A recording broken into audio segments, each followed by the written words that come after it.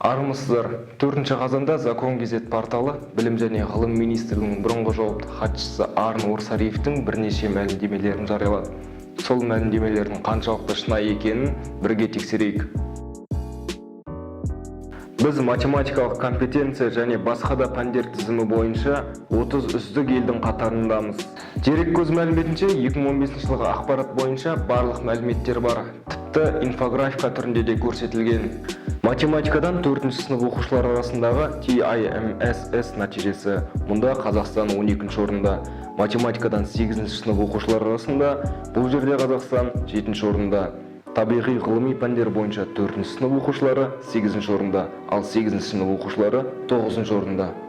Қазақстан TIMSS тарапшыларының пікірі бойынша мектепке дейінгі біліммен қамту және сапасы бойынша әлемнің үздік 10 елінің құрамына кіреді. Алдымен мектепке дейінгі білім беру қай жастарды қамтитынын анықтап алайық.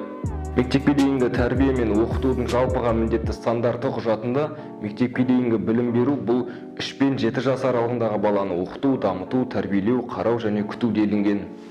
Қазақстан Республикасының Білім және Ғылым министрлігінің 2019 жылы 24 маусымындағы мектепке дейінгі тәрбие және білім беру құжатында 1 мен 3 жас аралығындағы балаларды қамту 31,7%, 3 пен 6 жас бойынша 95,2%. Көріп отырғанымыздай 2013 жылы Қазақстан 3 және 6 жас аралығы бойынша алғашқы 10-ға кірмеді. Бірақ экономикалық және ынтымақтастық даму ұйымы елдері арасында 2013-2019 жылдар аралығындағы мектепке дейінгі білім беру бойынша шамамен 11 орындамыз. Білімді тәжірибеде көрсету жағы бізде нашар. PISA зерттеуіне сенсек, Қазақстан тіпті алғашқы 50 елдің құрамына енбейді.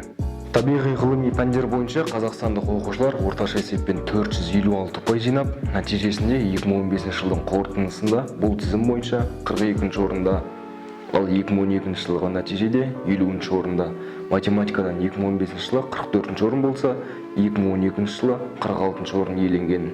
Қазақстан 2012 жылы топ 50 елдің тізіміне ене алмай, 2015 жылдың қорытындысы бойынша топ 50 елдің құрамына кірді.